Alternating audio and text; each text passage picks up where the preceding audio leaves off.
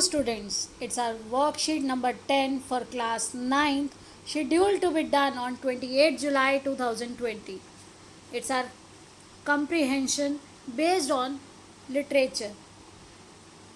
The Lost Child is a story written by Mulk Raj Anand. It is your first chapter in your supplementary reader book Moments. Right.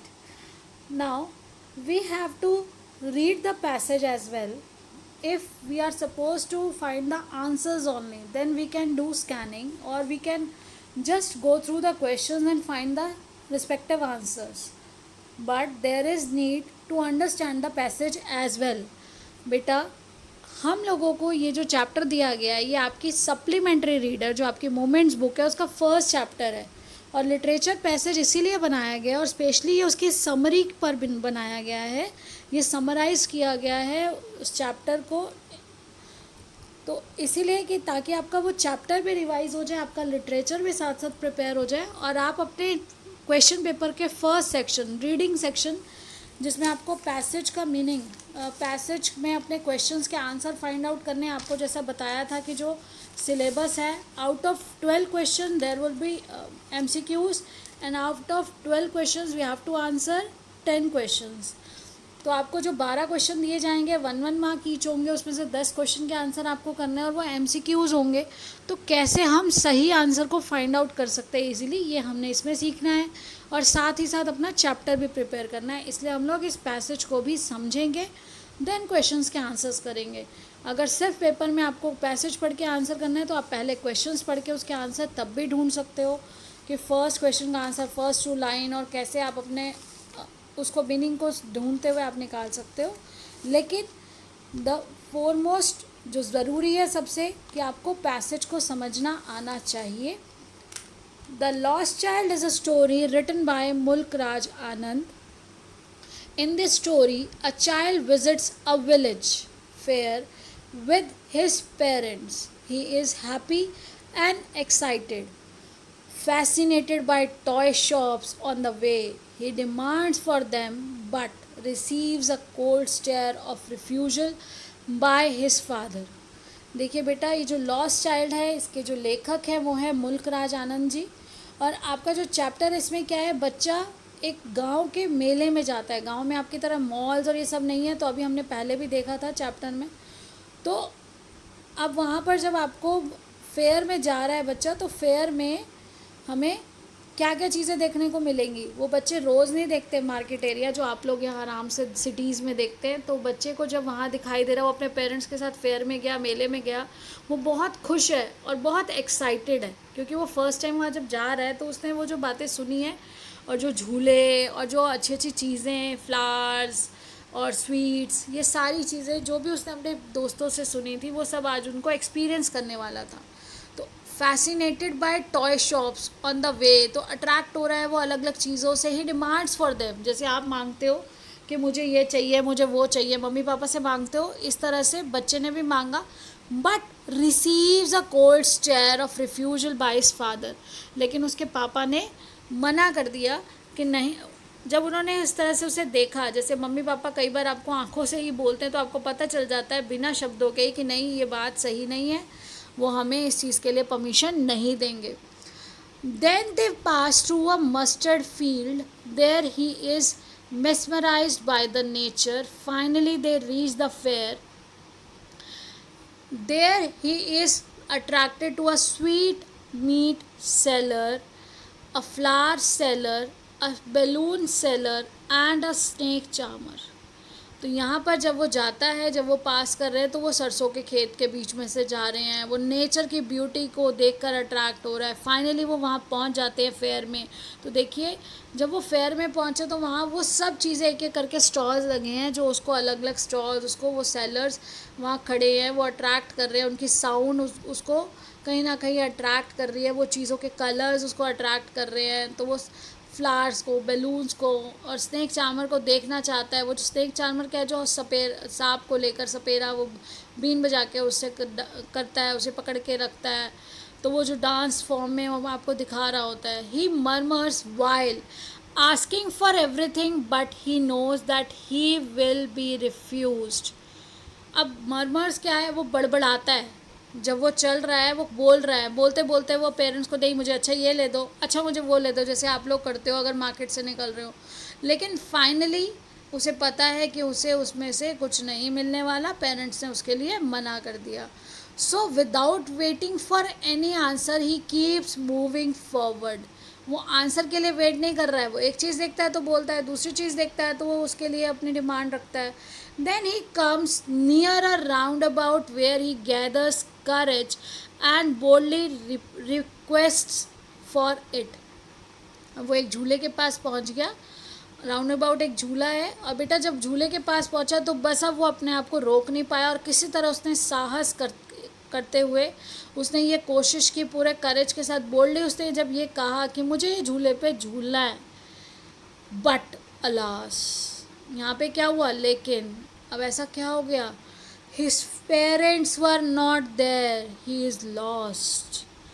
उसके जो parents हैं वो वहाँ पर नहीं है, उसके मम्मी पापा उसे वहाँ नहीं दिखाई दे रहे, वो गुम हो गया, उसे पता नहीं चल रहा कहाँ गए वो। He frantically looks around everywhere but could not find them. तो ये फ्रेंटिकली क्या है, पागलपन, पागल हो गया था वो पागलों की तरह इधर उधर अपने पेरेंट्स को ढूंढ रहा है, लेकिन वो उन्हें नहीं ढूंढ पाया। देन देखिए, he approaches near a crowded shrine. तो यहाँ पे वो कहाँ पहुँचा, एक बहुत भीड़ वाले एक मंदिर, श्राइन क्या है, एक मंदिर। About to get trampled he shrinks in a loud voice. तो यहाँ पर देखिए ट्रैम्पल्ड का मतलब क्या है, जब इतनी भीड़ है तो बच्चे कैसे होता है, कुचले जाते हैं, धक्का मुक्की, उसके बीच में छोटा बच्चा है। तो फाइनली वो क्या करता है, फाइनली वो चीखता है, ज़ोर से ऊंची आवाज़ में चीखता है, श्रीक्स मतलब चीखता है ऊंची आवाज़, लाउड वॉइस में। And a man comes to help him, और एक व्यक्ति आते हैं जो उसकी मदद करने के लिए आगे बढ़ते हैं। द चाइल्ड इज़ क्राइंग इनकॉन्सोलेबली, इनकॉन्सोलेबली मतलब गम, पूरा दुखी है वो, और वो अपने दुख में बस रोता चला जा रहा है। आस्किंग फॉर हिज पेरेंट्स, वो सिर्फ अपने पेरेंट्स के लिए बोल रहा है, मुझे मेरे पेरेंट्स के पास जाना है, मुझे मेरी मम्मी के पास जाना है, पापा के पास जाना है। The man tries to soothe him by offering a ride in the roundabout. अब वो बच्चे को मनाने की कोशिश कर रहे हैं, समझाने की कोशिश कर रहे हैं, टू सूद, उसको समझा रहे हैं, नहीं बेटा कुछ नहीं होता, अभी मिल जाएंगे। तो उसको चुप कराने के लिए कि वो शांत हो जाए, उसे कहते हैं कि अच्छा इस झूले में झूल लो, वो जो राउंड अबाउट में वो चाहता था कि मुझे झूलना है। To listen to music of the staying charmer, वो सपेरा जब बीन बजा रहा है तो वो बीन की आवाज़, वो चामर की वो सुन लो, आ जाओ वहाँ चलते हैं। वो उसको ऑफ़र करते हैं रेनबो कलर्ड बैलून्स, वहाँ पर आपको इंद्रधनुष से कलर, मतलब अलग अलग रंग बिरंगे जो वहाँ पे गुब्बारे हैं उनके लिए।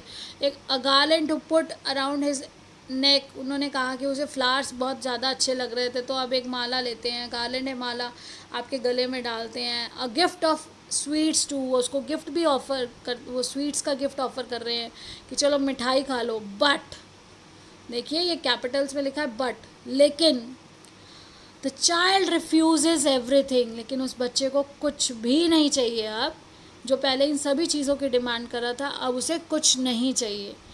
All that he wants in is his father, is mother and father. तो देखिए आपकी ये जो स्टोरी है द लॉस्ट चाइल्ड, ये उसी की समरी है, आपको पूरा उसमें बताया गया है। Now we have to answer the questions on the basis of given passage. Now first question is, the child visits a dash with his parents. Very good. The answer is yes. Answer should be village fair. The father of the child dash his demands of toys. तो पापा बार बार क्या कर रहे थे, क्या वो मान गए थे? फर्स्ट ऑप्शन है एक्सेप्ट, तो एक्सेप्ट मतलब उन्होंने मान लिया था। सेकेंड इज रिफ्यूजेज, वो मना कर रहे थे, इग्नोर्स वो ध्यान नहीं दे रहे थे, बिल्कुल ठीक। Second answer, second option B part is correct, refugees. Then third question is, the child gets attracted to dash in the village fair.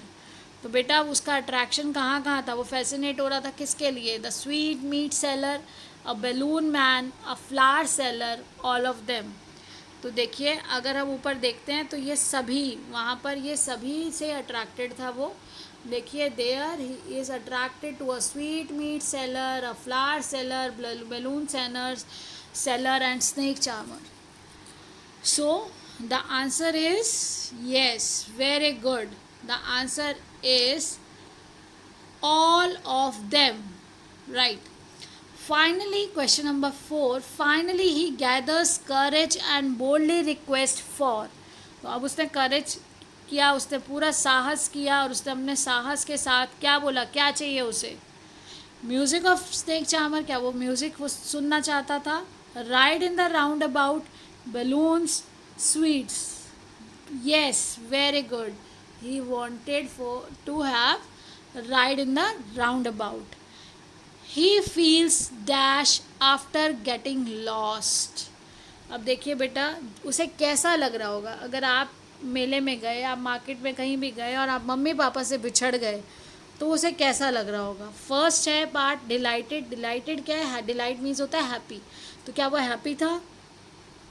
फिर है एंग्री, गुस्से में था. मिजरेबल, दयनीय स्थिति थी उसकी. या डी सेटिस्फाइड था वो. तो ऐसा नहीं है कि वो सेटिस्फाइड था, वो मिजरेबल कंडीशन में था. तो सी इज़ करेक्ट. वो इस टाइम पे बहुत दुखी था.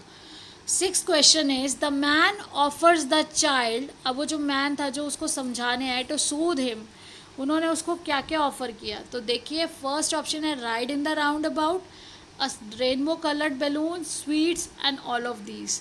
तो देखिए अब हम आंसर इसमें देखते हैं.